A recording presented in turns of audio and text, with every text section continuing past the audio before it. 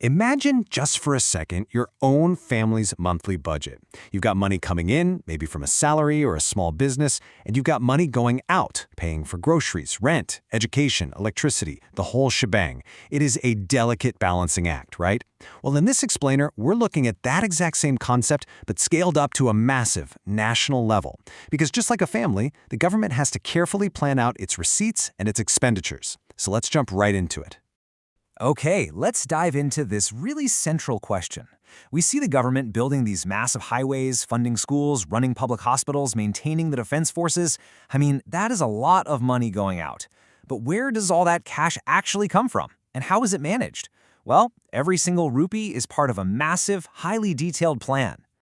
Here's our roadmap for today. We're going to cover 1. Budget meaning and objectives, 2. Government receipts and taxes, 3. Understanding government expenditure, 4. Types of budget deficits, and 5. Economic impact and revision. Starting right off with Section 1, Budget meaning and objectives. What's really fascinating here is the word estimated. You see, a government budget isn't some retrospective record of what has already happened. It's actually a formal statement of estimated incoming money and estimated outgoing money for an upcoming period. In India, for example, this financial year runs from the 1st of April to the 31st of March. So, simply put, it's the government's grand financial prediction and plan for the next 12 months.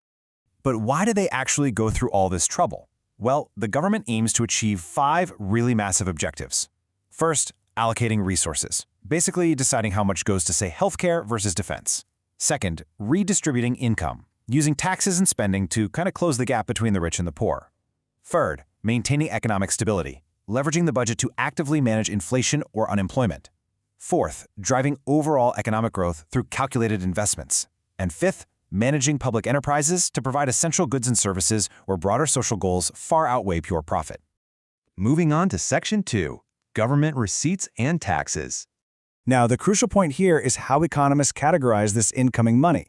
We divide government receipts into 2 very distinct buckets: revenue receipts and capital receipts. Revenue receipts are the everyday funds that do not increase the government's liabilities, and they don't reduce its assets. Think of regular tax collections or fines. It's basically free and clear income. Capital receipts, on the other hand, carry massive consequences. They either increase a liability, like when the government takes out a huge national loan, or they actually reduce an asset, like when the government sells off its shares in a public company. And this builds into the absolute biggest source of revenue receipts, taxes. We really need to distinguish between direct and indirect taxes here. A super helpful mental model is just looking at where the burden falls. If the burden of the tax falls squarely on the exact person paying it, it's a direct tax. Income tax is the perfect example. It comes straight out of your paycheck. But if the burden of the tax can be shifted to someone else through the price of goods and services, it's an indirect tax. GST, or Goods and Services Tax, is the classic example here. You pay it when you buy a coffee, but the shop owner is the one who actually remits it to the government. All right, Section 3, Understanding Government Expenditure. So, just like receipts, expenditures are split into revenue and capital. Revenue expenditure covers the routine, everyday recurring expenses. We're talking about government employee salaries, pensions, subsidies, and interest payments on past debts. Basically, it keeps the lights on, but it doesn't create new physical assets. Capital expenditure, though, is an entirely different beast. This is money spent to create long-term productive assets or dramatically improve capacity.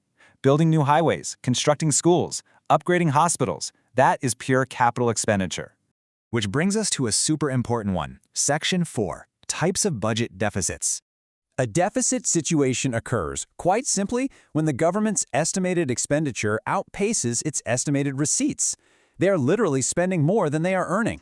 To truly analyze a deficit, economists use 3 specific metrics as their toolkit. First up, the revenue deficit. This is just revenue expenditure minus revenue receipts. It tells us if the government is borrowing money just to cover its everyday routine expenses, which, as you can imagine, is generally a major red flag. Second is the fiscal deficit. This is total expenditure minus total receipts, but crucially excluding borrowings. The fiscal deficit is a massively important number because it tells us exactly how much total additional money the government needs to borrow this year just to fund itself.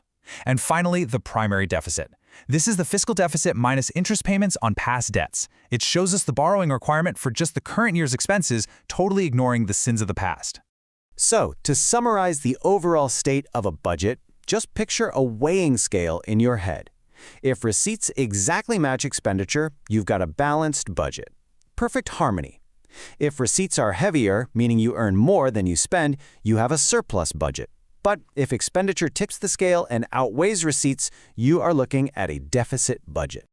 And finally, Section 5, Economic Impact and Revision. You see, the budget isn't just some boring list of accounting numbers. It's arguably the most powerful tool a government has to steer the entire economy.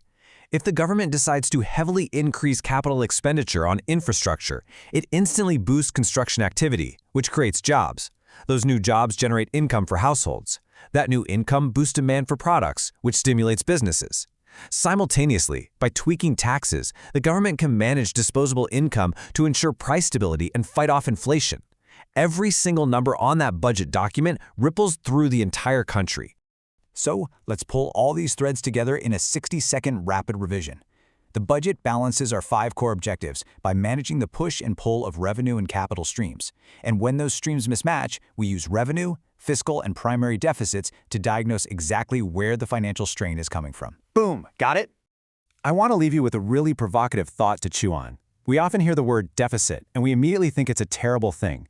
But consider this.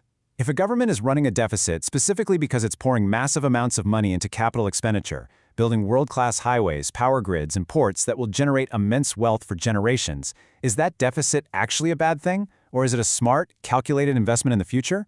I want you to think critically about that, beyond just the textbook numbers.